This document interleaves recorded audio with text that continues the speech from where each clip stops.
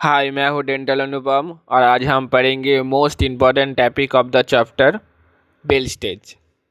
तो bell stage बहुत आता है एग्जाम में, बहुत आता है। और इसमें ये बेल स्टेज बहुत जगह आएगा, प्रैक्टिकल में भी आएगा, स्लाइड वो आता है एग्जाम में। ये बेल स्टेज ड्रॉ करना पड़ता है और बेल स्टेज प्रैक्टिकल में आ गया, थ्योरी में आ गया, मतलब बहुत बार आते हैं। तो ये तो पढ़ना ही है।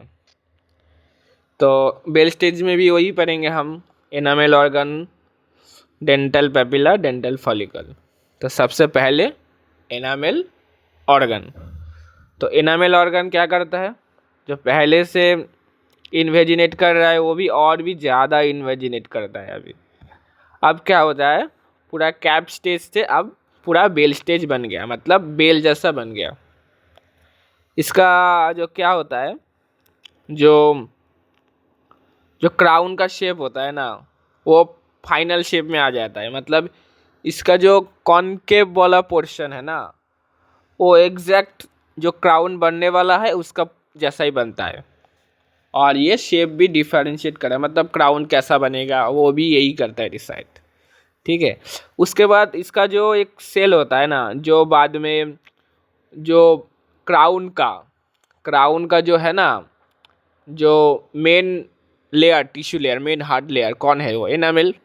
तो वो भी इसी स्टेज में सेल डिफरेंशिएट करता है, जो बाद में जाके एनामेल बनता है। तो सबसे पहले हम एनामेल ऑर्गन का वो देखेंगे कि कौन कौन सा एपिथेलियल सेल है। यहाँ पर चारों टाइप का एपिथेलियल है।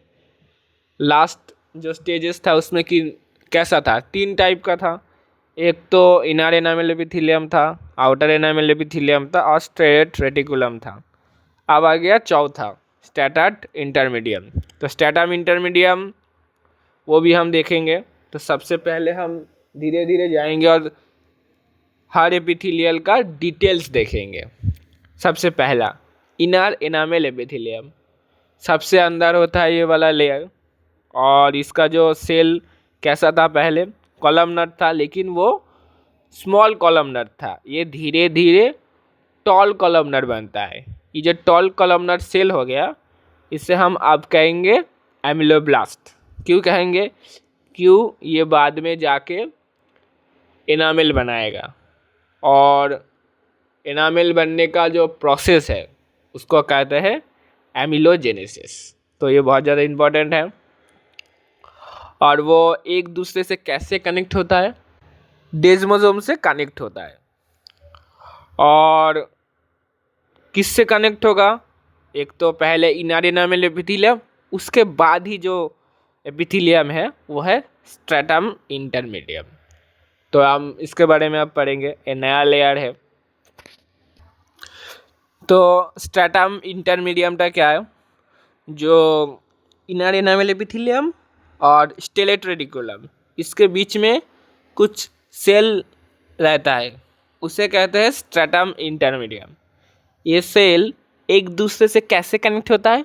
वही डेस्मोसोम से और गैप जंक्शन से भी कनेक्ट होता है। गैप जंक्शन क्यों है?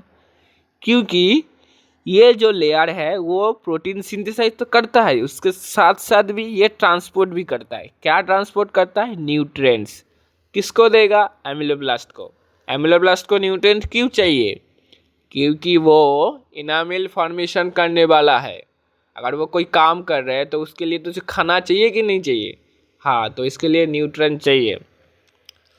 और ये जो सेल है उसमें मॉडरेट नंबर पे माइटोकॉन्ड्रिया, फिलामेंट का बंडल, गोल्गी एपैरेटस, राइबोसोम्स और बहुत सारा जो जो चाहिए, कि म्यूकोपॉलीसैकेराइड्स एंड ग्लाइकोजन डिपॉजिट यहाँ पर होगा। और इसमें जो एंजाइम होगा वो एल्कालिन फॉस्फेटेस एक्टिविटी इसमें बहुत ज़्यादा होता है। और ये जो सेल होगा ना, वो इनामेल फॉर्मेशन में बहुत इम्पोर्टेंट काम करता है। उसके बाद जो लेयर आता है वो है स्टेलेट रेटिक्यूलम। उसके बाद है स्टेलेट रेटिक्यूलम। ये क्या है? पहले ही बताया, ये स्टार शेप सेल होता है। और एक दूसरे से कैसे कनेक्ट रहता है, वही डेस्मोसोम से कनेक्ट रहता है। और ये क्या करता है, प्रोटेक्ट करता है। किसको प्रोटेक्ट करता है, इनर एनामेल एपिथेलियम लेयर को प्रोटेक्ट करता है, क्योंकि ये बहुत ज़रूरी है, जो काम करेगा उसको प्रोटेक्ट करना भी तो ज़रूरी है। हाँ, तो पहले क्या होता है, इनामेल बनने से पहले एक लेयर डेंटिन बनता है। तो जैसे ही डेंटिन बन गया तब क्या होगा ना, तब न्यूट्रिशन, ब्लड सप्लाई, ये सब प्रॉब्लम दिखाई देता है। इस प्रॉब्लम को सॉल्व करने के लिए स्टेरेट रेटिकुलम क्या करते हैं, कोलैप्स करते हैं। इनामेल फॉर्मेशन से पहले कोलैप्स करके वो प्रॉब्लम सॉल्व करता है, उसके बाद एनामेल फॉर्मेशन होता है। लास्ट जो लेयर है मतलब एपिथेलियल का, वो है आउटर एनामेल एपिथेलियम। ये इसका सेल क्यूबाइडल सेल है और इसमें बहुत सारा वो जंक्शनल कॉम्प्लेक्स रहता है। और ये जैसे ही वो स्टेरेट रेटिकुलम कोलैप्स हो गया तो ये outer enamel epithelium inner enamel epithelium के पास आ जाते हैं। पास आके वो जो प्रॉब्लम था ना, वास्कुलर प्रॉब्लम, न्यूट्रिएंट्स प्रॉब्लम, वो प्रॉब्लम सॉल्व करता है। ठीक है, तो ये हो गया एनामेल ऑर्गन बेल स्टेज में। अब हम देखेंगे डेंटल पेपिला। ये जो डेंटल पेपिला है ना, ये एनामेल ऑर्गन के ठीक नीचे ही होता है। सबसे पहले एनामेल ऑर्गन, तो एनामेल ऑर्गन से पहले थोड़ा सा एक लेयर जो जिसमें कोई सेल नहीं है, उससे कहते हैं एसेलुलर जोन। एसेलुलर जोन बन जाता है। उसके बाद जो डेंटल पेपिला का सेल होता है वो डिफरेंशिएट करते हैं दूसरे सेल में, जिसे कहते हैं ओडोंटोब्लास्ट। ये ओडोंटोब्लास्ट क्या करता है, ये ओडोंटोब्लास्ट डेंटिन फॉर्मेशन करता है। तो पहले डेंटिन बनेगा, उसके बाद ये एनामेल बनेगा। तो पहले ओडोंटोब्लास्ट बन गया और ये ओडोंटोब्लास्ट जाके डेंटिन बनाएगा। तो वो कैसे होता है, वो सेल कन्वर्ट होता है एक दूसरे के इंडक्शन, यानी जो एक दूसरे के इंटरेक्ट करने से ये जो प्रोसेस है वो स्टार्ट होता है कम्प्लीटली।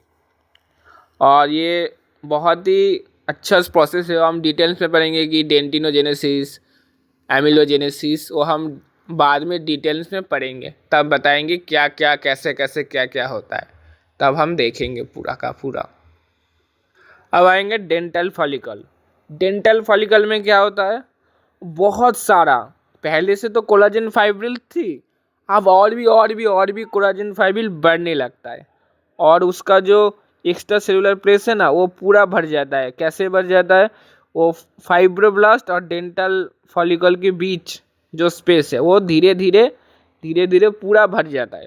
और उसके साथ साथ वास्कुलर भी ज़्यादा हो जाता है, क्योंकि वास्कुलर भी चाहिए। और जो लार्जर फाइब्रिल्स है ना, वो भी मतलब धीरे धीरे बढ़ना स्टार्ट करता है और वो पूरा एकदम सर्कुलर हो जाता है। किसके अराउंड हो जाता है, इनामेल ऑर्गन और डेंटल पेपिला के अराउंड हो जाता है। उसके बाद जो फाइबर्स है वो किस में कन्वर्ट कर जाता है, पेरियोडोंटल जो फाइबर्स है ना उसमें कन्वर्ट हो जाता है। और पेरियोडोंटल फाइबर्स क्या करता है, वो जो रूट है, रूट मतलब टीथ का रूट का जो सीमेंटम है और इसमें जो पास में बोन है, ये दोनों को कनेक्ट करके एक फाइबर्स रहता है ना, पेरियोडोंटल फाइबर्स, वही बन जाता है बाद में। तो यही स्टेज था। जब एग्ज़ाम में आए तो पूरा एकदम पॉइंट करके लिखना है। एनामेल ऑर्गन के अंदर 4 ठो चीज़, उसके बाद डेंटल पेपिला आए, फिर डेंटल फॉलिकल आए, तो ऐसे ही लिखना है। ठीक है।